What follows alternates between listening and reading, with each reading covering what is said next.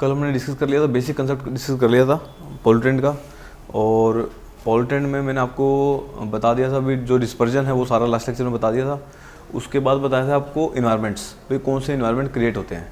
यहाँ पे मैंने आपको कल डिस्कस किया था, कल वाले टॉपिक में भी सबसे पहले मैं ये जो रेड लाइन है इसको मैंने कहा था ये पोल्यूटेंट की है। This is for the red, ये लिख सकते हैं क्या इस पर कुछ? इसको रेड कलर कर देते हैं और ज़्यादा। पेंसिल बड़ी कैसे होगी, 4 नंबर कर लेते हैं। ये बता था, ये बताया था this is ELR equal to ALR। वापस आ जाओ, 2 number, this is white colour. देखो कल मैंने डिस्कस किया था, मैंने कहा था इससे रिलेट किया था P फॉर पॉल्यूटेंट्स। अब पॉल्यूटेंट का ग्राफ बनाया था, सबसे पहले कंपेयर किया मैंने एयर के साथ, ठीक है। सबसे पहले मैंने केस का आपको भी मान लो, जो ये दोनों केस ले लिए मैंने, दोनों केस में टेम्परेचर किसका ज़्यादा, यहाँ से स्टार्ट हो रहा है। अब किस रेट से टेम्परेचर कम हो रहा है, ठीक है, दोनों को कंपेयर करो। दोनों के लिए मैंने आपको कहा भी ऐसा करो, सेम हाइट ले लो, दोनों बेस सेम करना पड़ेगा ना। सेम हाइट पे टेम्परेचर कौन सा तेजी से कम हो रहा है, किसका तेजी से कम हो रहा है, इसका। देखो इसका तो इतना ही हुआ वैल्यू, इसकी इतनी हुई। किसका टेम्परेचर जो है एयर का कम हुआ है या पोल्यूटेंट का? एयर का कम हुआ है। अगर एयर का कम हुआ है तो क्या बोल दिया यहाँ पे, जो ELR है वो क्या होगा, ग्रेटर देन क्या होगा, ग्रेटर देन क्या होगा ALR। मतलब कम नहीं, मतलब बोला मैंने किस रेट से जो कम हुआ है, जो किसका कम तेज हुआ है, समझ रहे हो, किसका तेजी से कम। DT/DH की वैल्यू ज्यादा किसकी है, किसकी ज्यादा है, ELR की। तो ELR की क्या हो गया वैल्यू, ग्रेटर देन ALR, समझ रहे हो। ALR क्या था, पोल्यूटेंट का change in temperature with respect to height, DT/DH। Pollutant का DT/DH, ठीक है, change in temperature with respect to height. अच्छा, एयर का चेंज इन DT/DH किसका हो गया, इसका हो गया।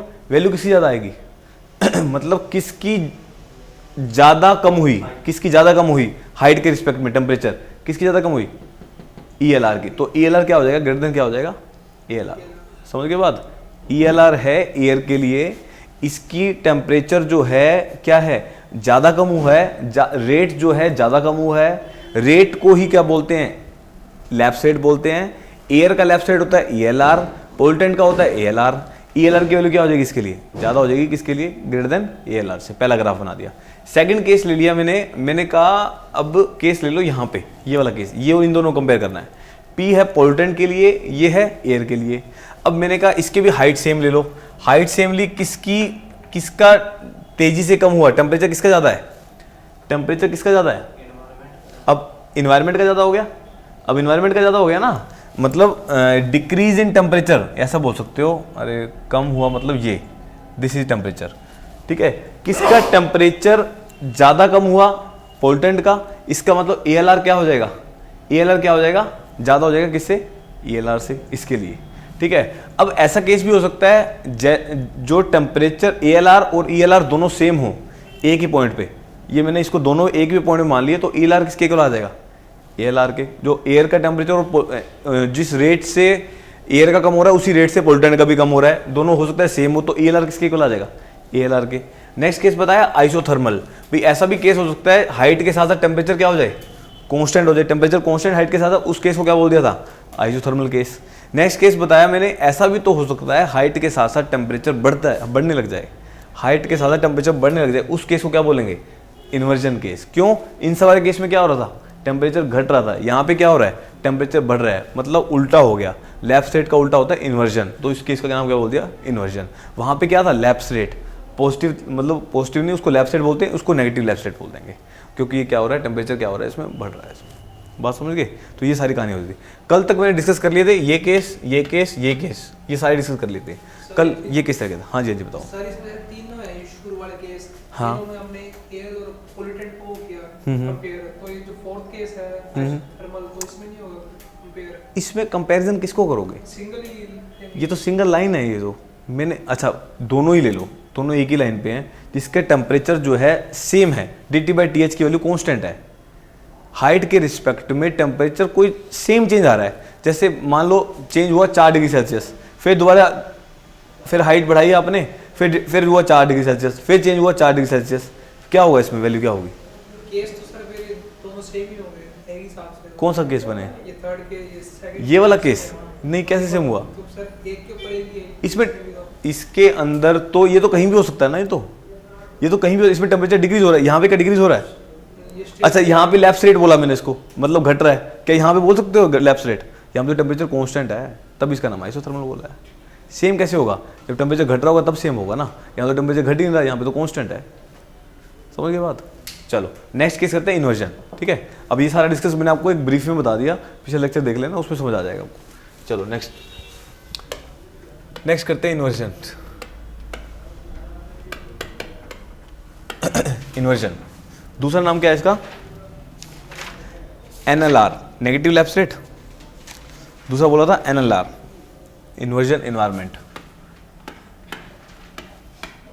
NLR, negative lapse rate.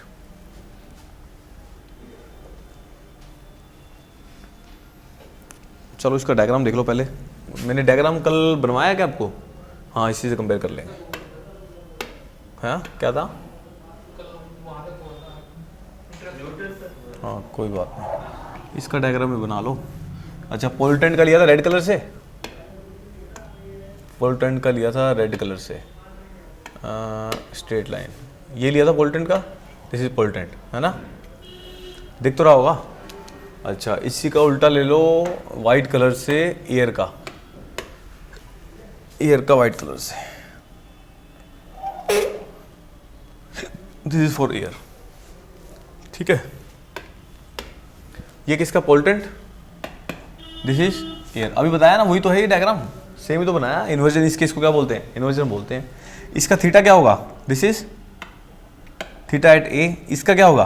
This is theta at P. ये केस बताया था आपको। अच्छा अब ये बताओ, पिछले केस के अंदर कौन सा केस बन रहा है ऐसा? ऐसा केस कौन सा बन रहा है? स्टेबल, अनस्टेबल, इन दोनों को देख के बताओ। यहाँ पे क्या बताया था मैंने? दिस इज हाइट बढ़ रही थी, किसमें? किलोमीटर में। यहाँ पे temperature, temperature in degree Celsius. इन दोनों केस में कंपेयर करो, इन दोनों केस को कंपेयर करो।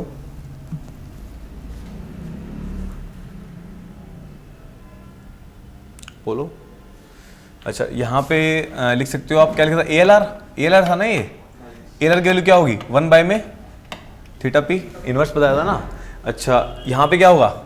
NLR, ये किसके इक्वल होगा? 1 बाय में थीटा ए, ये इसके इक्वल बताया था। अच्छा अब मैंने कहा आपको इन दोनों को केस को देख के बताओ किस केस से सिमिलर है ये पिछले कौन से केस से सिमिलर है?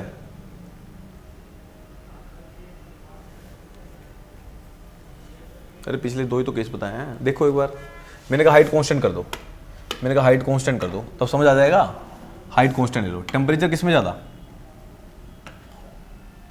टेम्परेचर किस में ज़्यादा? एयर का ज़्यादा, किससे? टीपी से। तो ये कैसा इन्वायरमेंट है? स्टेबल इन्वायरमेंट है। समझ के बाद तो इस इन्वायरमेंट क्या बोल दिया मैंने? स्टेबल का केस है। सो यहाँ पे क्या है? दिस इज टी ए, यहाँ पे क्या है? This is TP. Temperature of air ज़्यादा किससे? टेम्परेचर ऑफ पोल्टेंट से। तो ये भी कौन सा केस हो गया? स्टेबल इन्वायरमेंट वाला केस हो गया। समझ के बात? बस ये सारी चीज़ें बतानी है आपको, लिखवा देता हूँ इसको, इन्वर्जन को।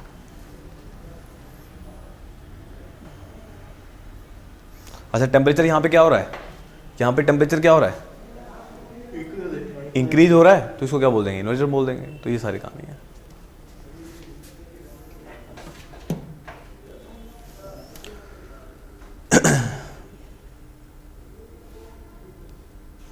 अच्छा एक और बात, अच्छा टेम्परेचर ऑफ एयर ज्यादा या टेम्परेचर ऑफ पोल्टेंट ज्यादा? टेम्परेचर ऑफ एयर ज्यादा। अच्छा डेंसिटी किसकी ज्यादा होगी? पोल्टेंट की ज्यादा होगी। अगर डेंसिटी ज्यादा होगी तो क्या दिक्कत है इसमें? गिरने लग जाएगा। डेंसिटी ज्यादा होगी ना, पोल्टेंट की डेंसिटी ज्यादा होगी तो वो नीचे गिरने लग जाएगा। इसका मतलब मैं यहाँ पे ये कह सकता हूँ, यहाँ पे क्या होगा, जो आपके एयर पार्सल होंगे वो लाई किस पे करेंगे? कोल्डर के ऊपर। समझ रहे हो बात? कोल्डर के ऊपर लाई करेंगे। अभी बताता हूँ, लिखवा देता हूँ इसको। चलो लिखो, इसके अंदर पॉइंट लिखो सारे। फर्स्ट पॉइंट लिखो, इसमें लिखेंगे कहाँ से शुरू करें? It is an unusual case, it is an unusual, it is an unusual case in which temperature of environment, in which temperature of air increases, temperature of air increases with height above the surface of earth, above the surface of earth, above the surface of earth, instead of decreasing, instead of decreasing, it is termed as inversion. उसको inversion बोल दिया इसने, वो calibration नहीं है ना, इधर उधर लिखा जा रहा है, जान ले लिया यार।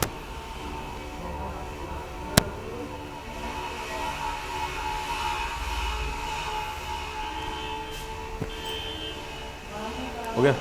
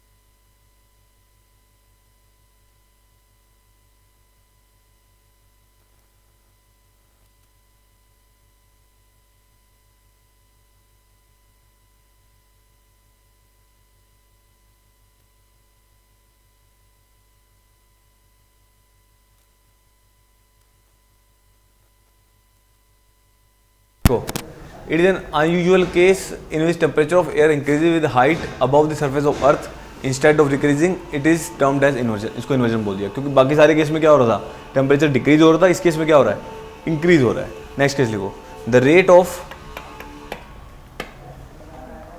Rate of increase of temperature,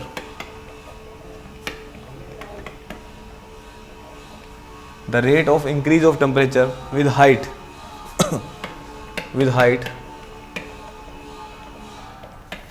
in this case termed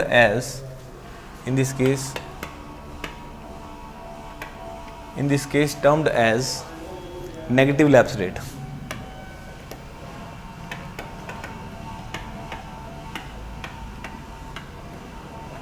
negative lapse rate, this is NLR। जिस रेट से कम हो रहा है उसको NLR बोल दिया।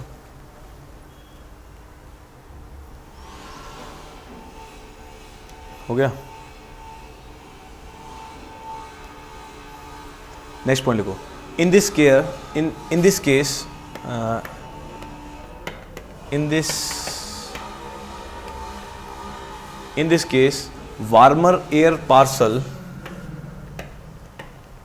warmer air parcel lies above the colder air,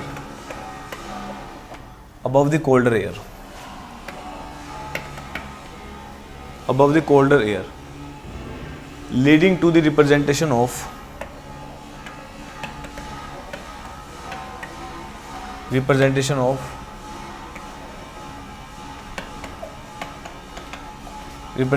stable environment।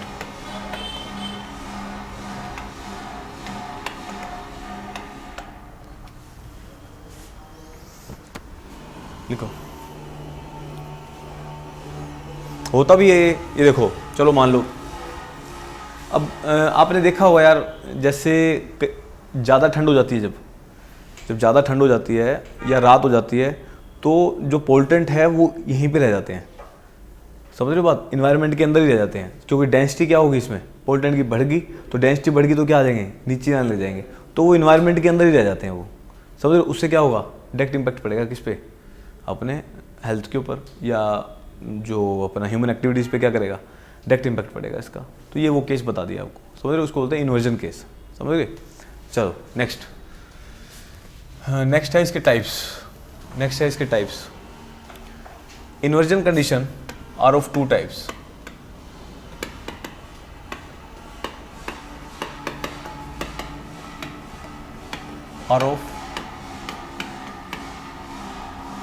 are of 2 types. First, radiation inversion. Radiation inversion. Second है subsidence inversion. यहीं लिख देता हूँ।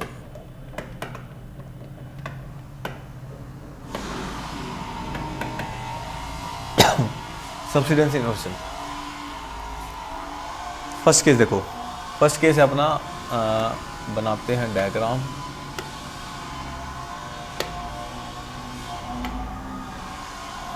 This is earth surface and this is the, इसका बनेगा नहीं ऐसे,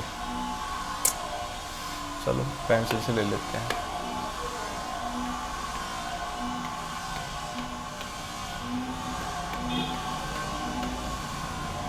मैं 2 केस लेके चल रहा हूँ।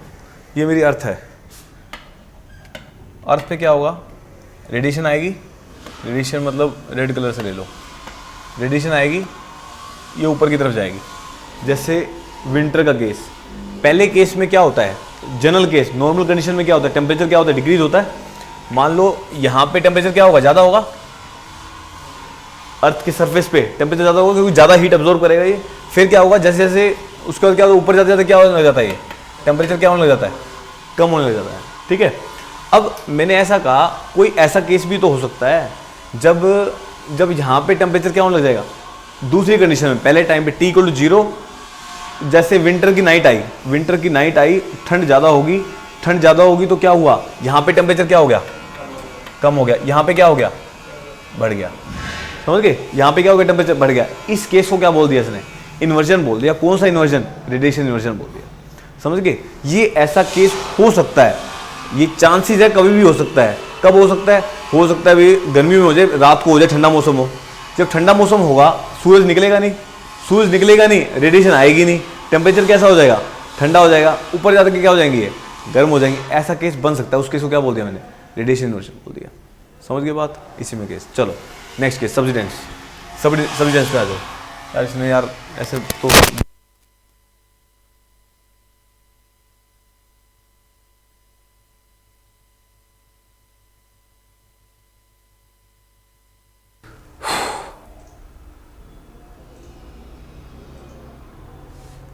चलो, मैं था यहाँ पे रेडिएशन इन्वर्जन पे।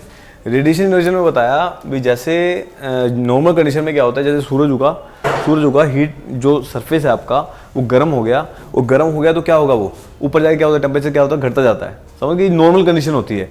इसके बाद मैंने t जैसे इसको ले लिया मैंने, t = 0 एंड t = 1, मतलब दूसरे इंस्टेंट में देखा कुछ ऐसा केस भी हो सकता है, जिस केस को बोलते हैं विंटर नाइट्स।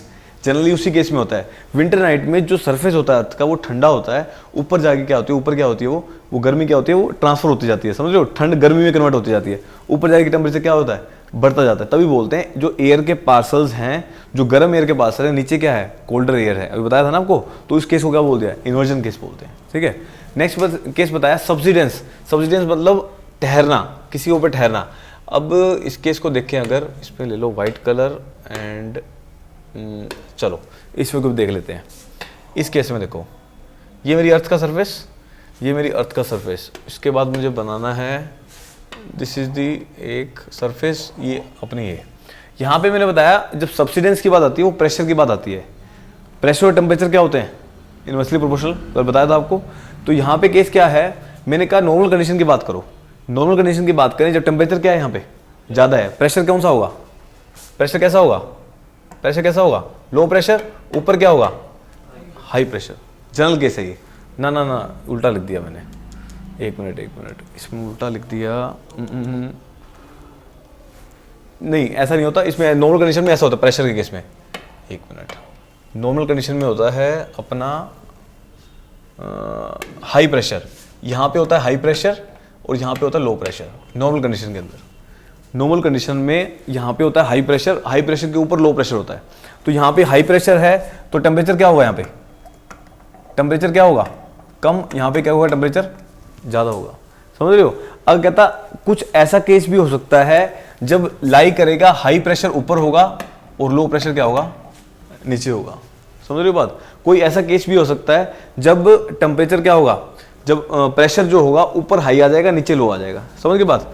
तो ऊपर हाई आ जाएगा नीचे लो आ जाएगा तो टेम्परेचर कितना हो जाएगा, ऊपर टेम्परेचर कितना हो जाएगा, टेम्परेचर कितना हो जाएगा, अगर हाई प्रेशर है तो कम हो जाएगा, नीचे टेम्परेचर क्या हो जाएगा ज़्यादा। तो ये वाला केस आ जाएगा।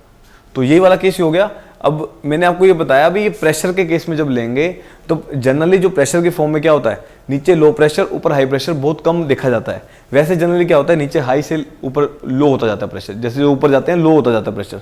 समझ रहे हो। प्रेशर लो होता जाता है और उसका उल्टा अगर किसी केस में होता है नीचे लो प्रेशर आ गया ऊपर हाई प्रेशर लाई कर रहा है तो उस केस को क्या बोलते हैं, सब्सिडेंस इन्वर्जन बोल देंगे। समझ गए बात। ये मेरा केस है। चलो अब ये हो गया, लो प्रेशर हो गया, ये हो गया। चलो अब लेते हैं इसके बारे में लिख लो सारा, जो जो लिखवाया ना सारा लिख लो। चलो फर्स्ट पॉइंट रेडिएशन इन्वर्जन का।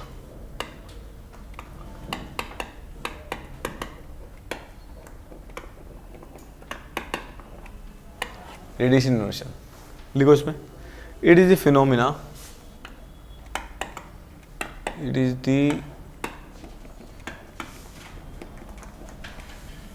The phenomena occurring from the unequal rate, occurring from the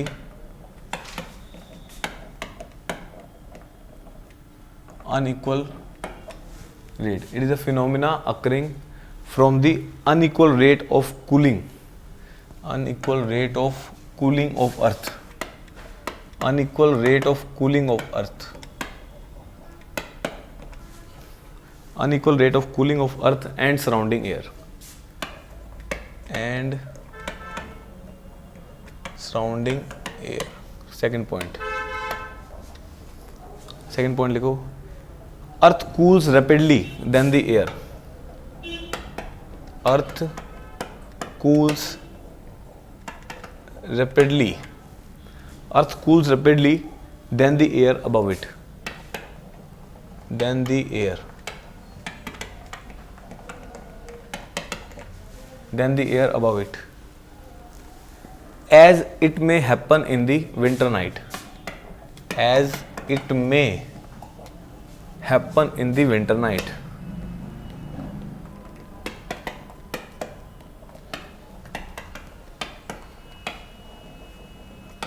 as it may happen in the winter night.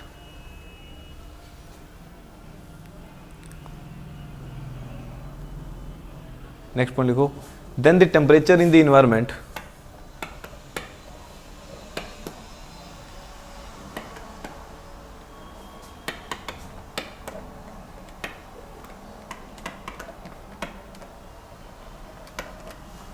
then the temperature in the environment would be less at the surface of the earth,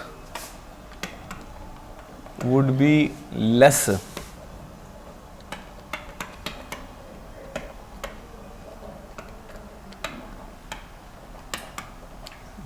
at the surface of the earth and more above it, and more above it. ये लिख लो, ये सारी कहानी बताइए आपको। भी कहाँ found होता है ये लिख लो। Example, it found in valley region और डेजर्ट एरिया, और डेजर्ट एरिया। ये लो, ठीक है। देखो ये क्या बताया, ये कहता है ये फिनोमिना तब अकर होता है जब अनइक्वल रेट ऑफ कूलिंग होती है, जो अर्थ के सरफेस की अनइक्वल रेट ऑफ कूलिंग होना, तब इन्वर्जन बोलते हैं, रेडिएशन इन्वर्जन। जो अर्थ की जो सरफेस है वो कूल होती है बहुत जल्दी से, earth cool rapidly than the air above it, it में happen in the winter night. ये सारी कहानी बता दी। Then the temperature in the environment would be less than the temperature in the environment would be less at the surface of the earth and more above it. इस case में क्या होगा, temperature क्या होगा, कम होगा, ऊपर क्या होगा, ज़्यादा होगा। ठीक है, उसको रेडिएशन हो जाए। ये कहाँ फाइंड आउट किया होता है, वैली रीजन में और डेजर्ट एरिया में जनरली मिल जाता है। ठीक है, चलो सेकंड लिखो, सब्सिडेंस। अब ये अच्छा, रेडिएशन कहाँ मिलेगा, हमेशा सरफेस पे मिलेगा, जनरली सरफेस को लेके चलेंगे, और सब्सिडेंस किसी हाइट पे होगा। तो सब्सिडेंस इन्वर्जन। अब इतनी सारी टर्म्स हैं, सारी पढ़नी पड़ेंगी, रट्टा मारना पड़ेगा सारा का सारा, भाई क्या है क्या नहीं सबको समझ के। चलो नेक्स्ट लिखो इसमें, it is associated with the, it is associated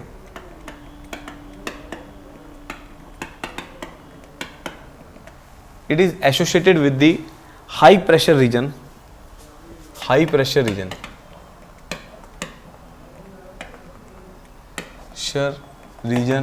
and is high pressure region and is sinking or subsidence of air।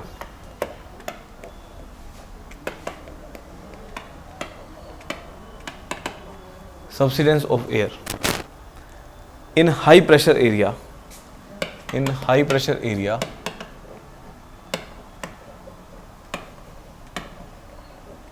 surrounded by high pressure area surrounded by low pressure area, termed as anticyclone।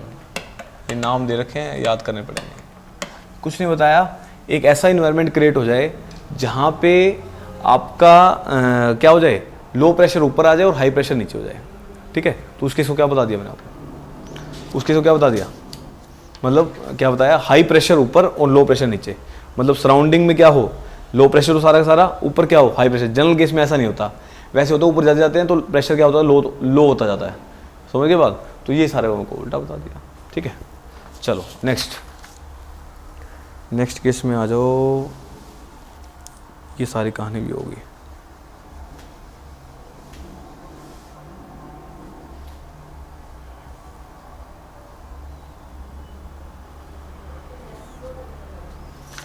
चलो next लो, question लिखो इस पे, जितना भी कराया उसको numerical करते हैं। लिखिए question, for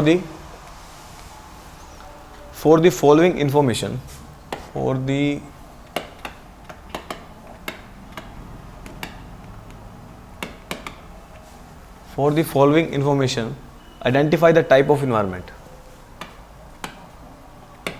identify the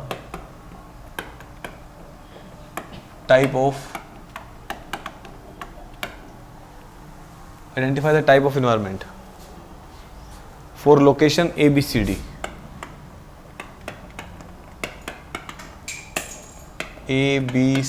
for location ABCD above the surface of earth, above the surface of earth, when the pollutant is released, when the pollutant is released in dry state, in dry state,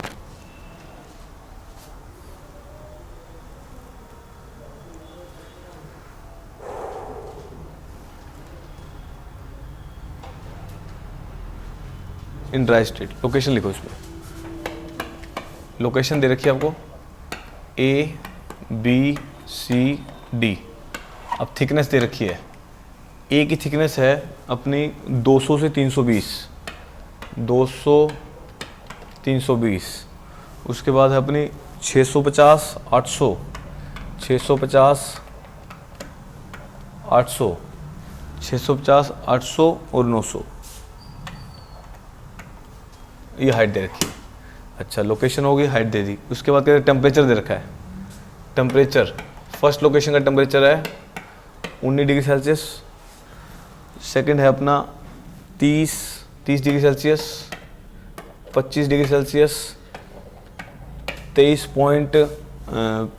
23.95 22.97, 23.95 22.97, ये degree Celsius में temperature दे रखा है। ठीक है, करो solve. इसमें आपको बताना है, क्या निकालना है आपको, इन्फॉर्मेशन से अब क्या पता लग रहा है आपको, क्या बताओगे इसमें भाई कैसा इन्वायरमेंट है, हर एक लोकेशन के लिए बता दो। करो स्टार्ट, कैसे करोगे? अच्छा, इसको देख के कैसे क्या अच्छा, इन्वायरमेंट बताने के लिए क्या क्या चाहिए होता है? इन्वायरमेंट पढ़े थे हमने, पहला इन्वायरमेंट अनस्टेबल पढ़ा था, उसके बाद स्टेबल पढ़ा था, उसके बाद न्यूट्रल पढ़ा था, उसके बाद आइसोथर्मल, उसके बाद इन्वर्जन, सारे केस पढ़ लिए हमने। अब इन सब को देख के हमें कौन सी वैल्यू चाहिए? ELR, ALR और NLR, तीनों वैल्यू चाहिए अपने को। इसे देखो ऑब्जर्व करके कैसे आएगा। पहली लोकेशन दे रखी है A, यहाँ पे थिकनेस कितनी है 200 से 320, हाइट क्या हो रही है, हाइट क्या हो रही है, हाइट क्या हो रही है, बढ़ रही है। टेम्परेचर क्या हो रहा है, कौन सा केस है ये, टेम्परेचर बढ़ रहा है, कौन सा केस है ये? अच्छा, कौन से केस में टेम्परेचर बढ़ता था, कौन से इन्वायरमेंट में टेम्परेचर बढ़ता था, हैं टेम्परेचर बढ़ता था? फिफ्थ केस कौन सा था? अरे अभी तो पढ़ा है इन्वर्जन, अभी आगे पढ़ा है। हाइट के साथ टेम्परेचर बढ़ रहा है, वो कौन सा केस है, इन्वर्जन है। इन्वर्जन के दो पार्ट बता दिए, रेडिएशन और सब्सिडेंस। तो इन दोनों केस में बताना है। 19 से क्या हो रहा है, 19 से क्या हो गया 30, टेम्परेचर बढ़ गया, इन्वर्जन होगा। इन्वर्जन होगा, कितना होगा वो वैल्यू निकाल दो। करो, चलो कैसे निकालते हैं, कैसे निकालते हैं, करो सोल्व। लिख लिया, क्वेश्चन लिख लिया क्या? चलो कैसे निकालते हैं। अच्छा ये बताओ, इसमें मुझे किसकी वैल्यू निकालनी होती है, मुझे किसकी वैल्यू निकालनी होती है? यहाँ पे dt/dh की, ELR, ALR, NLR जो मर्जी हो, वो मतलब वो अल्टीमेटली रेट होता है। रेट मतलब dt/dh, ठीक है, dt/dh। चेंज इन टेम्परेचर कितना हो रहा है, देखो चेंज इन टेम्परेचर 30 माइनस में 19 डिवाइड बाय DH, H में कितना चेंज हो रहा है 320 माइनस में 200, कितनी हाइट का फर्क है भाई, इतना ही है। इसमें हो जाएगा dt/dh से, वैल्यू निकालो कितनी आ रही है। अच्छा अब ये बताओ, जब टेम्परेचर इंक्रीज हो रहा है, अच्छा जब डिक्रीज हो रहा था टेम्परेचर तो मैंने पॉजिटिव लिया था dt/dh, जब टेम्परेचर इंक्रीज हो रहा है तो मेरे को नेगेटिव लगाना पड़ेगा। बाहर बाहर की तरफ क्या आ जाएगा, यहाँ पे नेगेटिव आ जाएगा। वैल्यू बताओ कितनी आ रही है, ये आंसर पूछेगा आपसे। पर किलोमीटर की वैल्यू निकाल दो। अच्छा ये और एक और बात, ये वैल्यू किस में है, ये 320 से 200, ये क्या दे रखी है आपको, मीटर में दे रखी है, किलोमीटर में करना है। ये मीटर में दे रखी है, लिखा है क्या मैंने, ये मीटर में है। 320 माइनस 200 क्या होगा, 120 मीटर हो गया। किलोमीटर में करने के लिए क्या करूं, 10 की पावर -3। वैल्यू निकालो कितनी आ रही है, 30 माइनस 19, ठीक है। वैल्यू कितनी आ रही है, पर किलोमीटर के हिसाब से आ जाएगी। कितने डिग्री सेल्सियस आ रहा है पर किलोमीटर,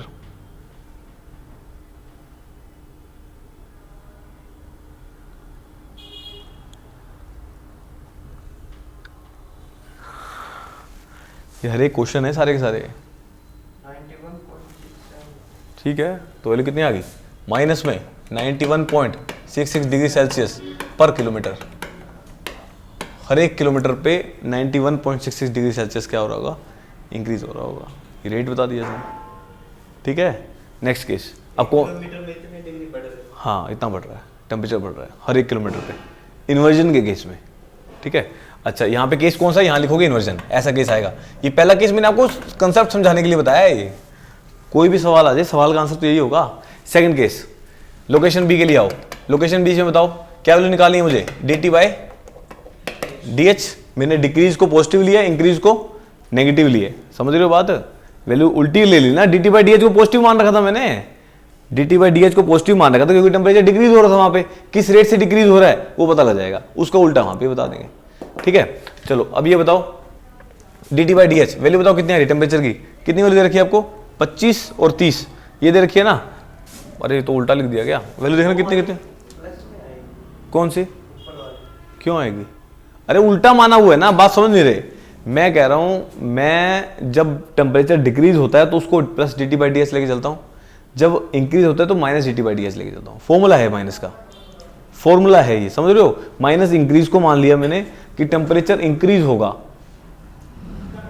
समझ रहे हो, ये मेरी कहानी है। चलो वैल्यू बताओ नेक्स्ट, नेक्स्ट बताओ किसका रह गया अब, वैल्यू देखो। नेक्स्ट लोकेशन बी के लिए कितनी वैल्यू दे रखी है? 30 और 25 है।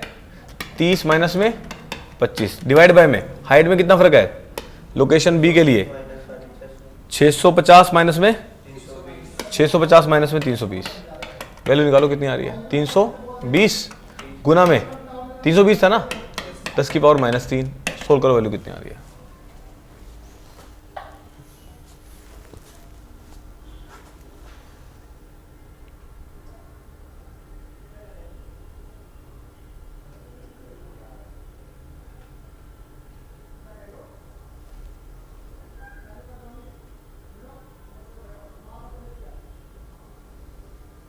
कितनी वैल्यू आ रही है?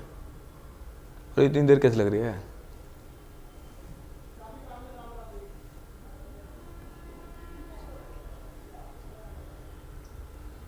कितनी वैल्यू होगी?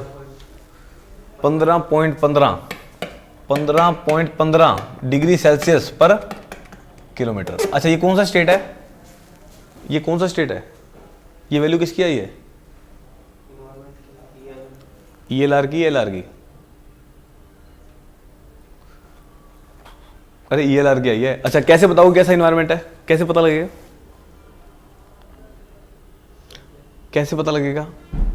अच्छा इसमें तो बता दिया, इसमें तो मैंने देख लिया, और इसको देख के पता लग जाएगा। टेम्परेचर को देखेंगे सर, ये माइनस हो निकालनी पड़ेगी टेम्परेचर। अच्छा ELR कैसे निकालोगे?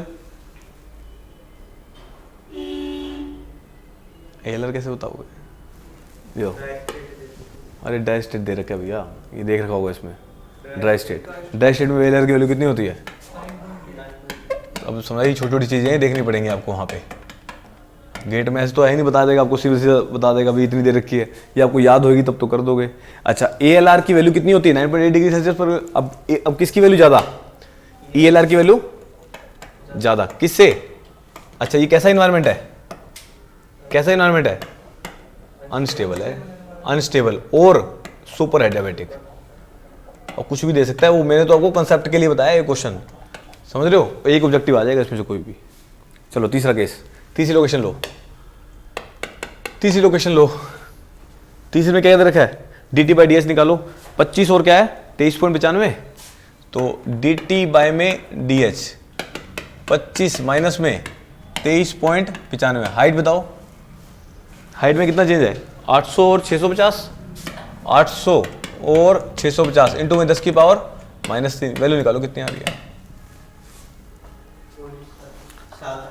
कितनी आ गई? 7 डिग्री सेल्सियस पर किलोमीटर। अब ये बताओ 9.8 से कम है कि ज़्यादा है? तो ELR की वैल्यू कम है किससे? तो इसको वैल्यू क्या बोलते हैं? This is stable. ये एक और नया केस बन गया। हर एक कंसेप्ट का एक क्वेश्चन हो गया इसमें, समझ रहे हो बात? कंसेप्ट सारे क्लियर हो गए। नेक्स्ट चौथा केस, चौथी लोकेशन, लोकेशन 4। DT/DS निकालो। DT बाय में DH की वैल्यू कितनी है?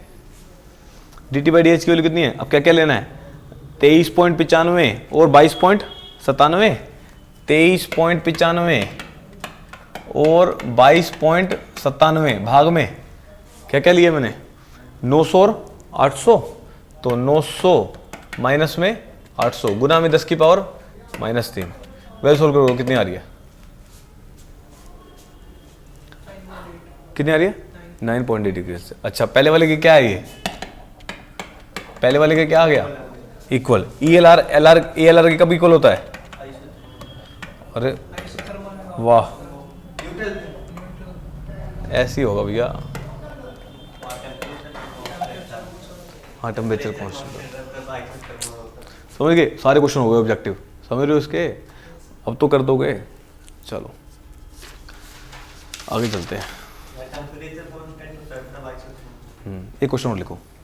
अब सारे के लिए खत्म करवा रहा हूँ, ESC के भी, गेट के भी सारे खत्म हो जाएंगे। कोई मर्जी सवाल आ जाए इसमें कटेगा नहीं, ठीक है? ये तो निकाल ही आओगे। देखिए क्वेश्चन एक और। If the state of environment, अब सोच रहे होगे इसमें इतने इन्वायरमेंट न्यूमेरिकल कैसे आ गए? If the state of environment और वैलिडेशन टेम्परेचर और validation temperature with height, temperature with height. अब इसमें थोड़ा मैथ अच्छा आता होगा तो हो जाएगा, अदर हो जाएगा नहीं अदरवाइज। तो अभी मैं इसमें भी बता रहा हूँ आपको। Height in air and pollutant is given bye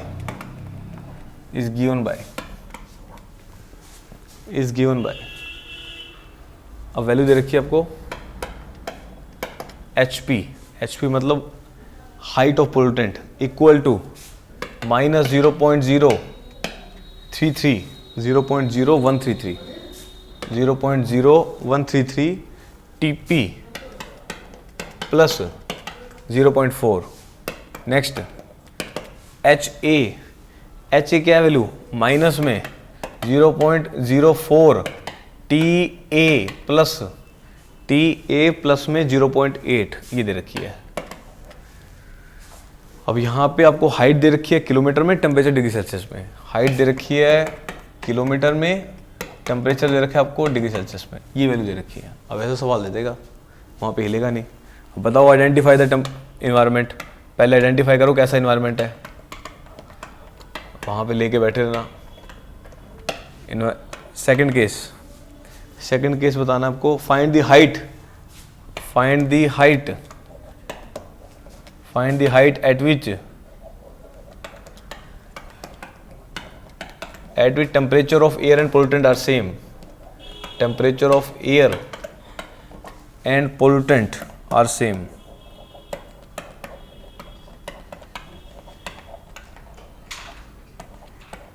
चलो करो क्वेश्चन।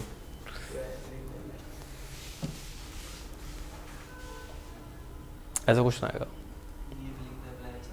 अब फिलिंग द ब्लैंक्स आ गए, दोनों दो नंबर के आएंगे। वहाँ भी देखते रहना क्या करूँ इसमें, क्या छेड़ूँ। थोड़ा मैथ आता होगा तो कर दोगे, अगर नहीं होगा करें। ये टाइप है, ये मतलब पढ़ के जानी है, ऐसे टाइप का भी क्वेश्चन आ सकता है। देखो इस टाइप में क्या देखना है आपको ये क्वेश्चन दे रखा है इक्वेशन की फॉर्म में। देखो अभी तक तो मैं आपको कभी ग्राफिकल फॉर्म में देगा, कभी आपको इक्वेशन के फॉर्म में देगा, कभी टेबुलर फॉर्म में देगा, किसी भी फॉर्म में दे सकता है। इस केस में दे रखा है इक्वेशन की फॉर्म में। अब इक्वेशन कौन सी है, क्या ऐसी इक्वेशन आपने पढ़ी है y equal to mx plus c? किसकी इक्वेशन है? स्ट्रेट लाइन की इक्वेशन है, 9वीं क्लास में आती है। 11वीं 12वीं करने की जरूरत नहीं है इसमें। कभी सोचो सर 11वीं 12वीं नहीं कर रखी मैंने, अब डिप्लोमा करके आया हूँ मैं, तो ये सोच रहे होगे ये इक्वेशन पढ़ी है y equal to mx plus c? पढ़ी है क्या? स्ट्रेट लाइन की इक्वेशन है y equal to mx plus c। ठीक है, जो y इंटरसेप्ट है वहां पे क्या है, हाइट है, किसकी? पोल्यूटेंट की और एयर की। अच्छा x इंटरसेप्ट क्या है? टेम्परेचर। अच्छा जैसे आप ग्राफ बनाते हैं, जब ग्राफ बनाते हैं तो यहाँ पे क्या लेते हैं, हाइट लेते हैं, यहाँ पे क्या लेते हैं, टेम्परेचर। ठीक है, तो यहाँ पे पोल्यूटेंट की और हाइट की आपको हाइट दे रखी है, यहाँ पे x इंटरसेप्ट पे क्या है, पोल्यूटेंट का टेम्परेचर और एयर का टेम्परेचर। ये सारी कहानी दे रखी है, समझ गए? अगर मैं बोलूँ, अच्छा मैं आपको ये बता ही दूँ, ये भी बेसिक आता हो या ना आता हो। अच्छा y equal to M X plus में c। y क्या होता है, y इंटरसेप्ट, y पे कितनी वैल्यू है। जब x की वैल्यू 0 होगी तो y की वैल्यू कितनी होगी, उसको y इंटरसेप्ट बोलते हैं। अच्छा x की वैल्यू, जब y की वैल्यू 0 होगी तो x पे वैल्यू कितनी होगी, ये इंटरसेप्ट। मतलब ग्राफिकल में ड्रा करते हैं, समझ रहे हो बात? भाई y की वैल्यू 0, x की इतनी, x की वैल्यू 0, y की इतनी, ग्राफ बनाते थे ना, वो चीज़ है। अच्छा m क्या होता है यहाँ पे, m क्या होता है? अरे m स्लोप होता है भाई, c होता है कॉन्स्टेंट, m होता है स्लोप। m होता है, ये जो m दे रखा है आपको, ये स्लोप है। y है y इंटरसेप्ट, लिख लो नहीं आते तो, x इंटरसेप्ट, c मेरा कांस्टेंट। ये सारी कहानी दे रखी है। अच्छा पहली क्वेश्चन बताओ क्या दे रखी है। This is HP equal to minus में 0.0133, आगे क्या है, आगे TP प्लस में 0.4।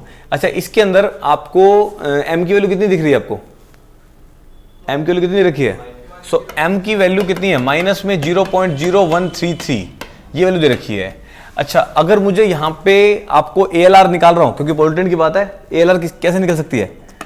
ALR कैसे, क्या होता है, 1/θ। इसका मतलब 1/m कर दो तो थीटा आ जाएगा, क्या आ जाएगा, ALR की वैल्यू आ जाएगी। तो माइनस में 1 डिवाइड बाय में 0.0133, सोल्व करो कितनी आ रही है, ये आ जाएगा ALR। अब समझ आई, ये भी एक कंसेप्ट बन सकता है। कितनी वैल्यू आ गई?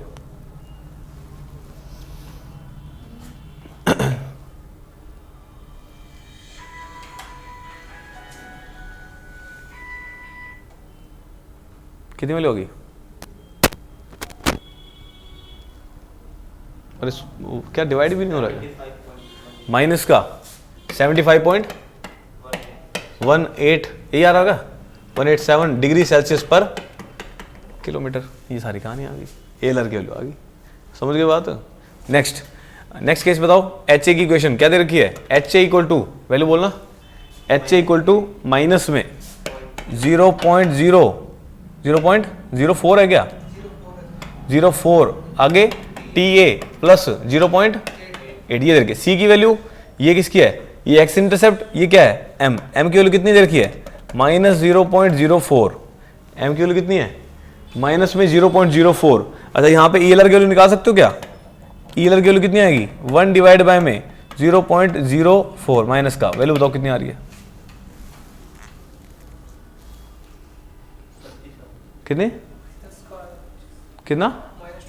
-25 डिग्री सेल्सियस पर किलोमीटर, ये वैल्यू आ जाएगी। ठीक है, ये सारी कहानी दे रखी है। ठीक है, अरे यार ये इक्वेशन दे दी आपने को ऐसी, हो सकता है यहाँ प्लस होता तो प्लस आ जाता, वो मतलब नहीं है हमारा, हमें वैल्यू निकालनी है। समझ गए बात? ये पहला क्वेश्चन सोल्व हो गया। अच्छा अब इन्वायरमेंट बताओ कैसा है? इन्वायरमेंट बताओ कैसा है? इन्वायरमेंट किसकी वैल्यू ज़्यादा है? किसकी वैल्यू ज़्यादा है? शाबाश। एलआर की वैल्यू क्या हो जाएगी? ऐसे ही वहाँ पे सारे ऑप्शन मिलेंगे आपको। कैसा हो गया? Unstable environment.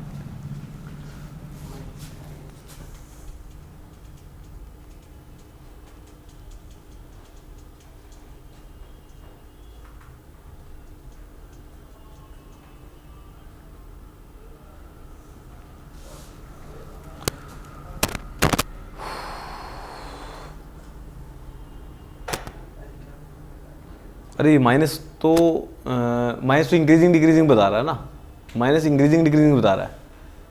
माइनस को कंसीडर नहीं करेंगे, उल्टा लिख दिया। ये देखो ये माइनस है, यहाँ भी ये भी माइनस है। ये क्या बता रहे हैं? ये इसका माइनस क्या बता रहा है? टेम्परेचर क्या हो रहा है? 25 डिग्री कम हो रहा है। अरे माइनस क्या बताता है? मैंने आपको कहा था जब वो डिक्रीज कर रहा है उसको पॉजिटिव मान लिया था, इंक्रीज कर रहा था तो नेगेटिव मान लिया था। तो इंक्रीजिंग डिक्रीजिंग है सिर्फ।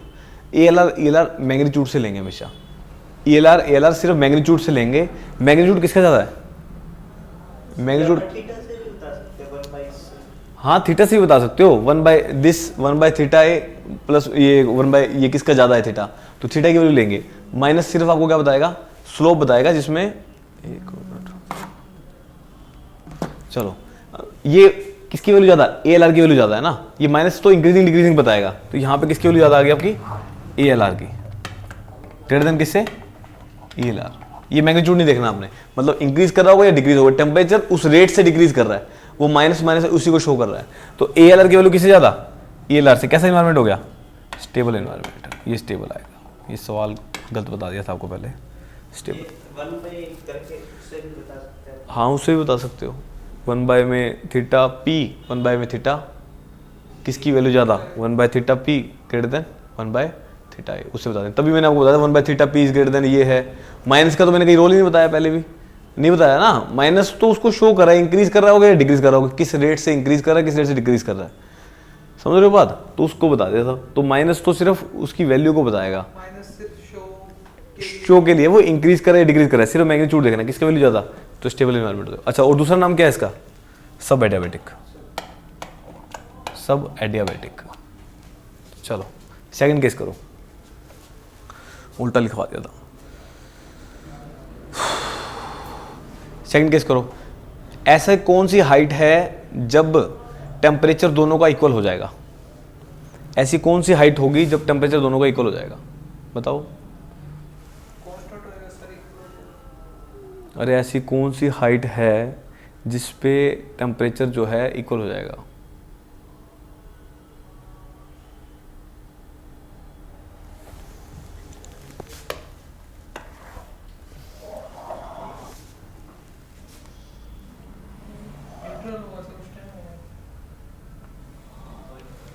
ऐसा हो सकता है, ये भी तो हो सकता है। T A equal to T P, यहाँ पे होगा ना। ये एक ऐसी हाइट होगी ये हाइट निकालनी है अपने को। ये एक ऐसी हाइट है, ये मैंने दोनों का अलग अलग केस ले लिया, पता नहीं क्या है ये, एक एयर का हो गया, एक पोल्टेंट का हो गया, एक एयर का एक पोल्टेंट का, दोनों क्या करेंगे, दोनों क्या करेंगे इसके अंदर इंटरसेक्ट करके, जहाँ पे इंटरसेक्ट करके टेम्परेचर सेम होगा तो T A equal to T P. ये ऐसा केस होगा जहाँ पे हाइट क्या होगी, इस हाइट को बताना है। ये वो हाइट है जब टेम्परेचर दोनों के इक्वल होंगे। अच्छा, दोनों के टेम्परेचर कब इक्वल हो सकते हैं, T equal to T P, ये हो सकता है। दोनों इक्वेशन में आओ, पहले टी ए वाली ले लो, टी वाली नीचे वाली इक्वेशन थी, यहाँ वैल्यू क्या निकलेगी, एच माइनस में 0.8 उधर लेके डिवाइड बाय वहाँ क्या था 0.04, ये था, इक्वल टू टीपी की वैल्यू लो, एच माइनस में 0.4 था क्या, डिवाइड बाय में 0.133, ये थी वैल्यूज। 0.0133 है, 0.0133, ये सारी वैल्यू थी। दोनों नेगेटिव थी, माइनस माइनस ले लो, ये लो वैल्यू शो करो, यहाँ से एच की वैल्यू निकालो। ये वो हाइट आ जाएगी जब टेम्परेचर दोनों के इक्वल होंगे। ऐसा केस होगा, ये मैंने आपको बना के दिखा दिया। न्यूट्रल केस में सर हो सकता है, न्यूट्रल क्यों होगा यार, न्यूट्रल में सर वो टेम्परेचर तो सेम ही आता है, हाइट तो चलो चेंज हो। न्यूट्रल में टेम्परेचर कहाँ इक्वल बताया मैंने, न्यूट्रल में टेम्परेचर कहाँ इक्वल बताया, वो तो पैरेलल बताई थी मैंने कहा था हो सकता है ओवरलैप कर गया हो, पैरेलल तो हो सकता है भी आए, और ये हो सकता है ओवरलैप भी कर जाए, एक के ऊपर एक आए। तो जरूरी थोड़ी सिर्फ ओवरलैप करेगा। ये ऐसा केस भी हो सकता है जब दोनों पैरेलल हो, लाइन बताया था ना आपको, मैंने कहा था एयर और पोल्टेंट जब दोनों पैरेलल होंगी टेम्परेचर अलग हो जाएगा, टेम्परेचर दोनों का अलग अलग हो जाएगा। मैंने एक ऐसा केस बताया जब एयर और पोल्टेंट जब इंटरसेक्ट कर जाएंगे, यही ऐसा केस होता है, जब इंटरसेक्ट करेगा तो हाइट सेम हो जाएगी, सेम हाइट पे सेम टेम्परेचर हो जाएगा। न्यूट्रल कैसे हो जाएगा ये बताओ, न्यूट्रल में हो सकता है ओवरलैप कर जाए सेम टेम्परेचर पे, मान लिया हो सकता है केस, या अलग भी तो हो सकता था, अलग भी तो हो सकता है, जब पैरेलल होगा तब केस होगा। यहाँ से हाइट की वैल्यू निकालो कितनी आ रही है, सोल्व कर लोगे इसको, इक्वेशन सोल्व कर लो।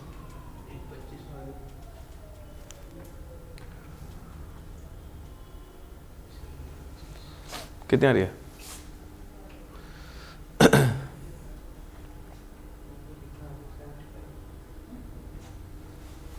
अरे हाथ से सोल्व कर लो इसको यार,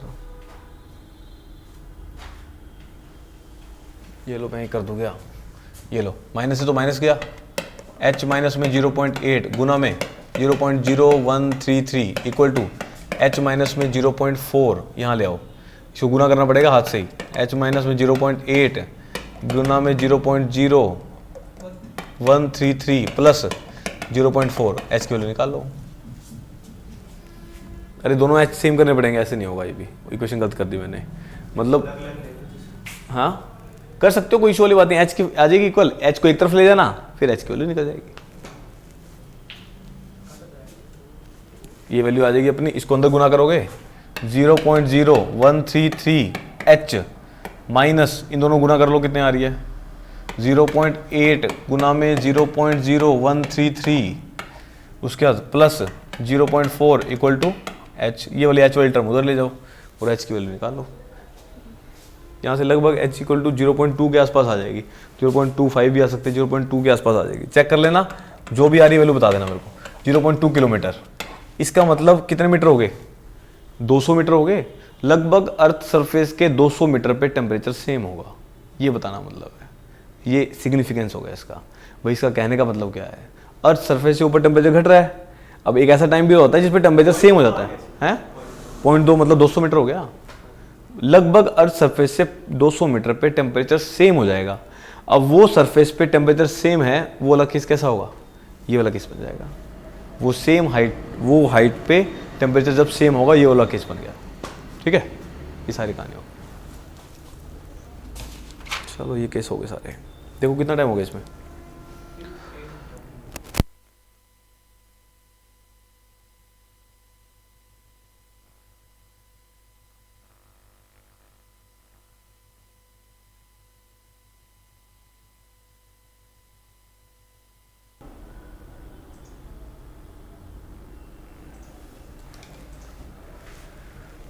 यहाँ पे सारी आपके ऑब्जेक्टिव कम से कम 4 टाइप हो गई है।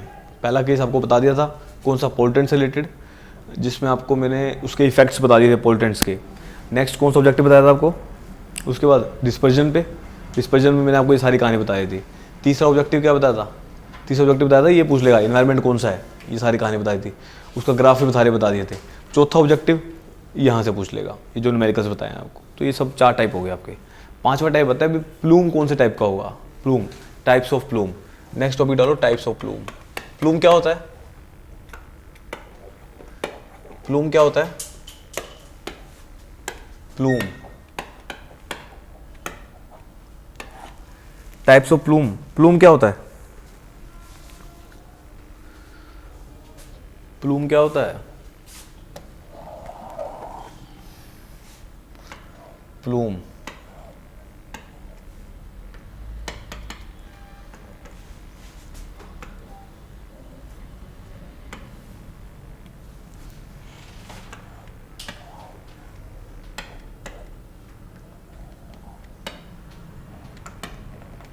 ये व्हीकल है, दिस इज स्टैक।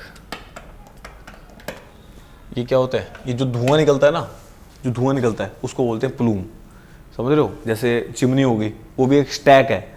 जिस सोर्स से धुआं निकल रहा है उसको स्टैक बोलते हैं, चाहे वो व्हीकल भी क्यों ना हो। व्हीकल से भी धुआं निकल रहा दिखा रखा है मैंने आपको। और जो ये निकलता है, ये जो शेप बनती है उसको बोलते हैं प्लूम, ठीक है क्या? ये जो निकल रहा है ये क्या है? पोल्टेंट है। ये इसको क्या बोल रखा है? This is plume, this is stack, इसको स्टैक बोलते हैं। मतलब जो गैस निकल रही है इसके अंदर से उसको प्लूम बोल दिया, समझ गए? तो इसको प्लूम बोल देंगे। चलो लिखो इसके बारे में। लिख लिया? बना लिया क्या? Plume,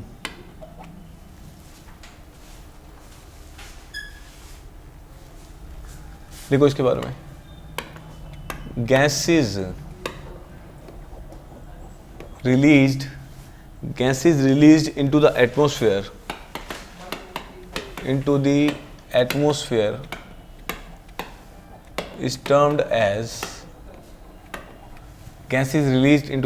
is termed as plume, इसको प्लूम बोलेंगे। and the source of their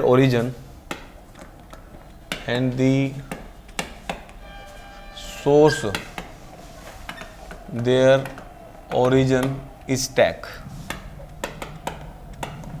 इसको स्टैक बोल देंगे।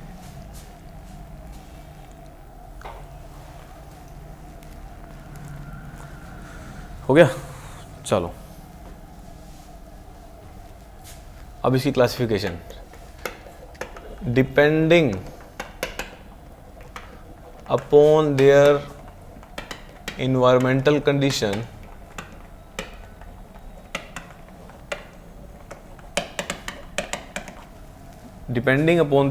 condition, following types of plumes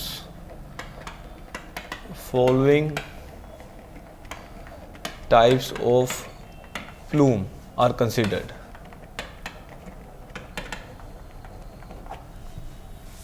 types of plume consider करेंगे।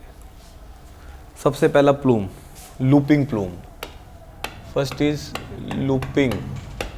इससे तो सवाल आता ही आता है, एक देखा भी होगा, पिछली बार भी आया था। पिछली बार गेट किसने दिया था? आप देखे आए थे गेट?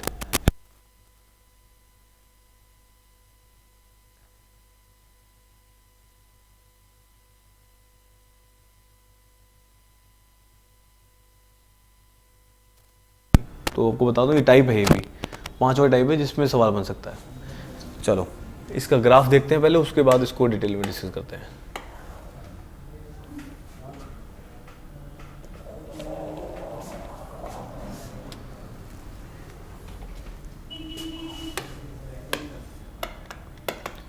हाइट किलोमीटर, टेम्परेचर ना अलग अलग केस लेंगे इसमें। अभी जो सारा कुछ लेंगे इसमें। लूपिंग प्लूम में सबसे पहले वेलोसिटी की जो बनेगी शेप, क्या बोलते हैं? डिस्ट्रीब्यूशन ऑफ वेलोसिटी बताई थी आपको। u equal to u0 z/z0 की पावर 1/7। कैसी बनेगी? सीधा शेप बता रहा हूँ, ऐसी शेप दे देगा। विंड की वेलोसिटी वेरी करती है, कैसे लाई करती है? दिस इज विंड की वेलोसिटी, ये विंड की वेलोसिटी दिखा रखी है, ऐसे से लाई कर रही होगी विंड की वेलोसिटी, ठीक है। इसके अंदर जो ग्राफ बनता है किस किस का, ग्राफ किस किस का बनाया था आपको? रेड कलर से लिया था मैंने पोल्टेंट, रेड कलर से लिया था पोल्यूटेंट, और वाइट कलर से लिया था मैंने एयर, ये कैसी शेप बनेगी, ये शेप बन जाएगी। देखिए ये तो अब उसी से रिलेट करके सारा का सारा, कोई इशू वाली बात नहीं है। यहाँ पे वैल्यू कितनी आ जाएगी, ये किसका था पोल्यूटेंट, ये किस में आएगा यहाँ पे, दिस इज ALR, यहाँ पे ALR। ये बता, ये मतलब पोल्यूटेंट का ये कौन सा केस बताया था, ELR क्या थी यहाँ पे, ग्रेटर थी ALR से, ये अनस्टेबल वाला केस है, ठीक है। इसको लूपिंग प्लूम बोलते हैं। इसमें शेप कैसी बनेगी, शेप बनेगी, दिस इज दी शेप, ये भी शेप भी आपको याद रखनी है, लूप्स बन जाएंगे, loops.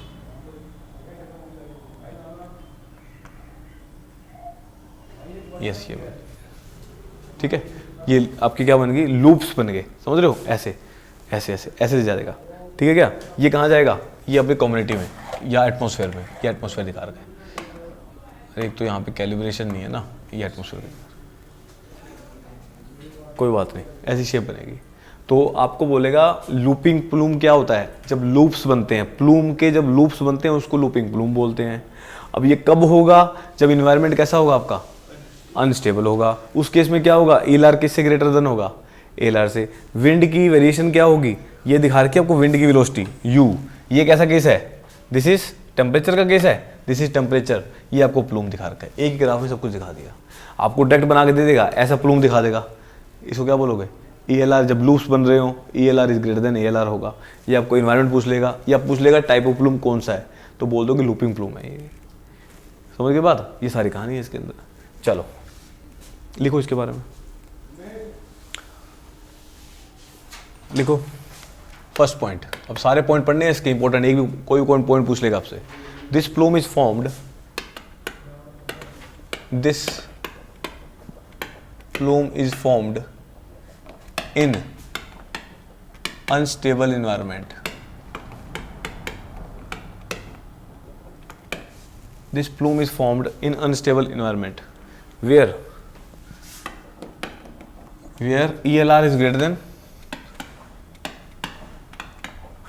ALR.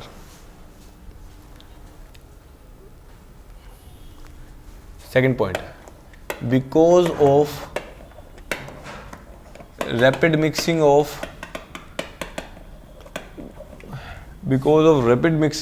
pollutants,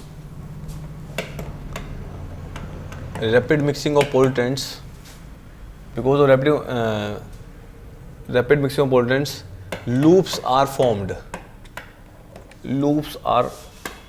formed, loops बनेंगे। It is termed as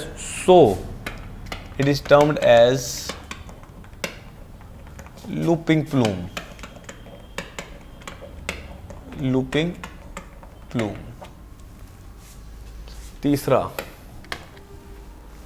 तीसरा, during the high degree of turbulence, during the high degree of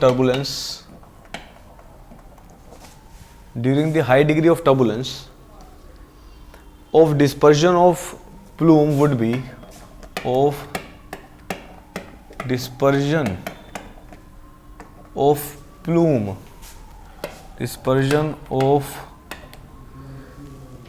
of plume will be,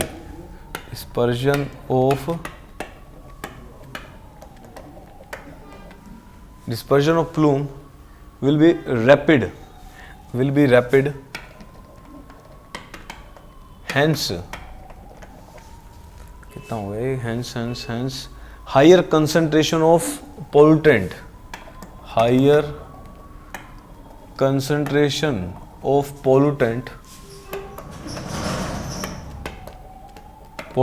near the ground,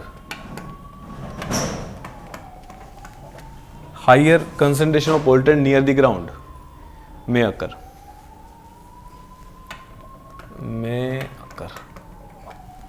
ये देख लो।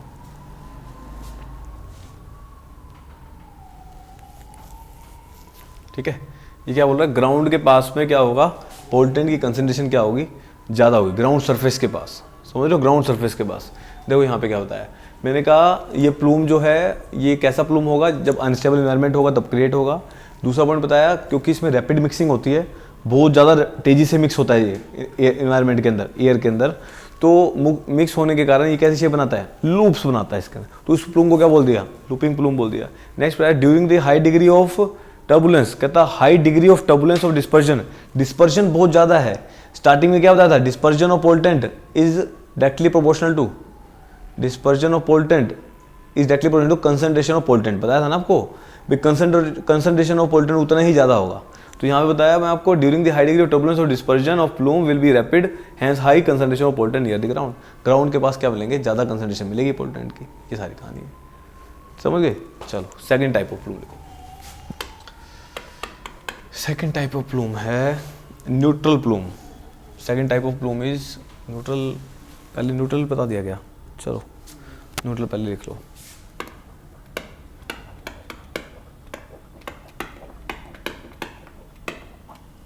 न्यूट्रल प्लूम, इसका भी ग्राफ बना लो।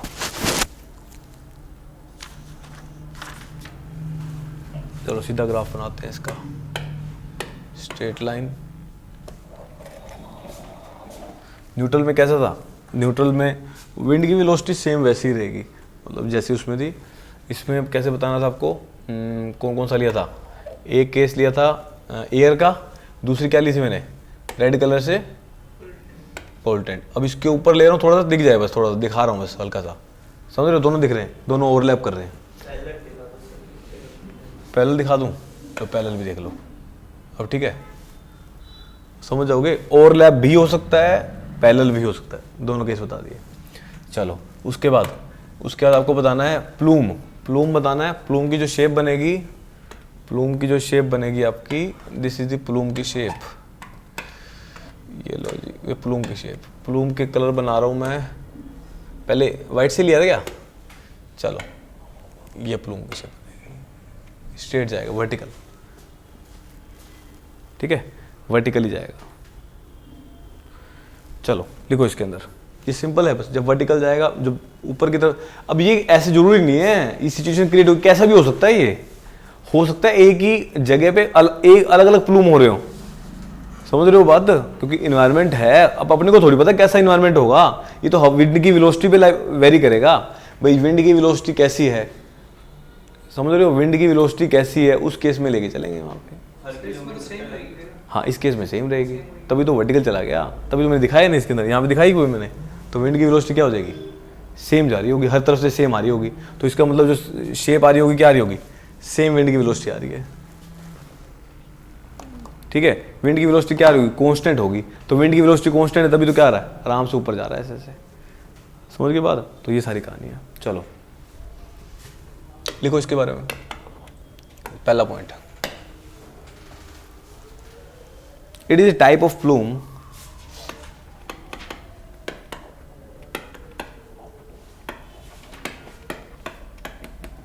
it is the type of plume which is formed in neutral environment, which is formed in neutral environment। Neutral में क्या होता है, ELR is equal to ALR।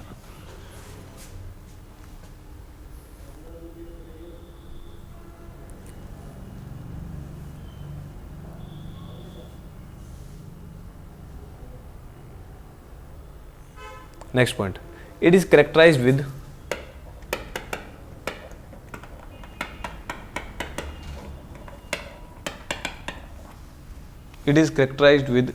vertical rise of pollutant, vertical rise of pollutant, it is characterized with vertical rise of pollutants into the atmosphere,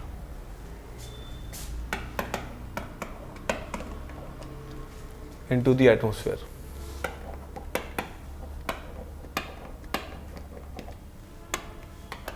Next,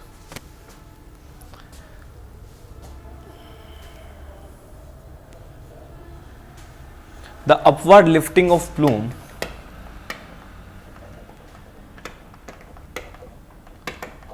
upward lifting of plume will continue till the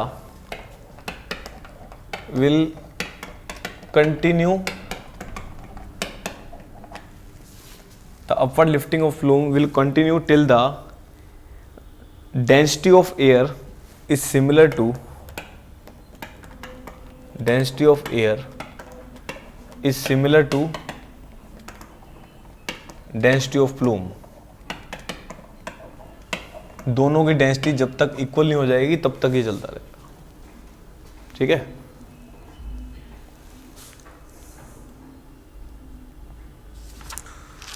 चलो दोनों की density equal करवा दी, मतलब यहाँ पे क्या हो रहा होगा, मतलब विंड की वेलोसिटी सेम होगी। जब विंड की वेलोसिटी सेम है तभी ये लाई कर रहा होगा।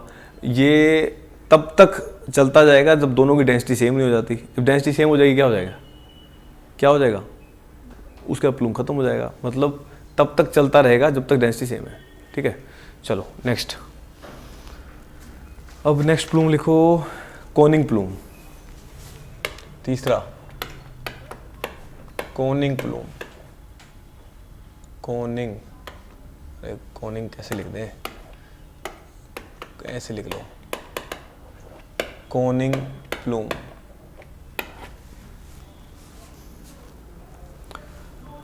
चलो इसका भी शेप देख लो। विंड की वेलोसिटी लाई कर रही है, विंड की वेलोसिटी लाई कर रही है इसमें, जैसे ये दिखा रखी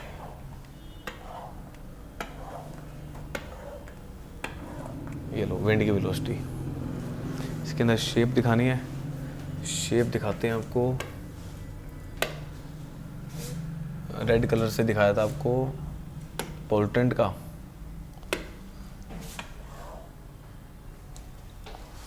और एयर का दिखा रहा है आपको, अरे यार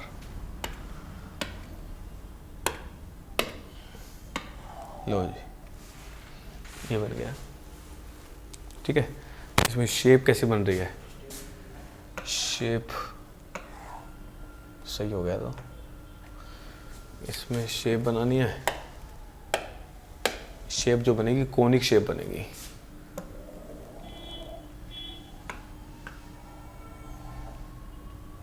कौन बनाना था, एक मिनट, शेप देखो,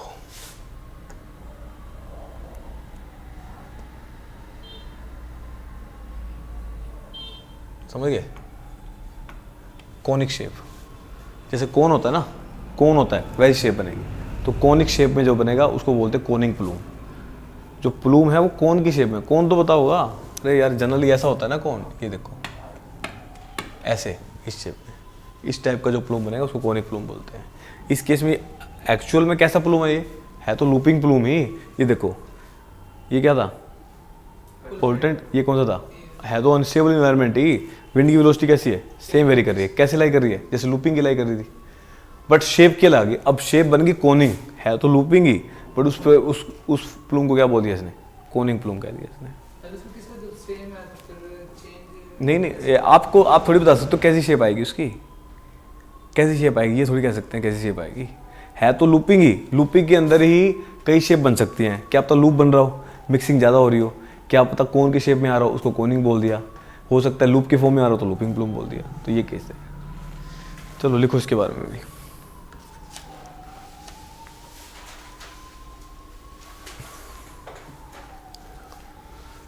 अरे उसमें उल्टा दिखा रखा है, एक मिनट रुको, थोड़ा सा इसमें पोल्टेंट का नीचे है, ये सेम नहीं है, पोल्टेंट का नीचे है, उल्टा बना दिया मैंने। हाँ स्टेबल वाला केस है, ये स्टेबल वाला केस है। दिस इज, ये लो, ये ठीक है, अब ठीक है, ये केस है। उल्टा बना दिया तो ये कौन सा है, एयर, ये कौन सी है, ये केस है। अब ठीक है, अब तो कुछ फ़र्क आ गया। विंड की वेलोसिटी सेम है मान ली, बट पोल्टेंट कहाँ पे है, नीचे है, एयर कहाँ है, ऊपर। केस कौन सा है, स्टेबल वाला केस है। स्टेबल में क्या होता है, ELR क्या होता है, लेस देन ELR, ये सारी वैल्यू आ जाएगी। चलो लिखो इसके बारे में, फर्स्ट पॉइंट लिखो इसमें। दिस प्लूम इज ऑब्जर्व्ड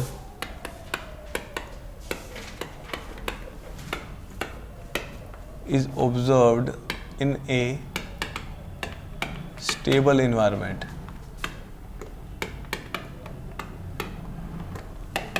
यहाँ पे क्या होगा, ELR is less than ALR, where wind velocity is greater than 32 km per hour.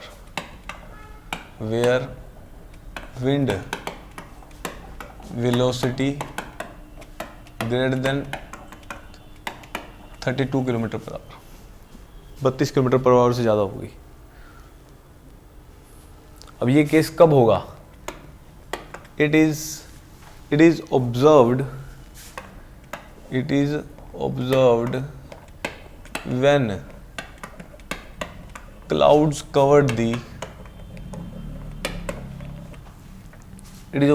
cloud covers the solar radiation in day and night. Solar radiation in day and night.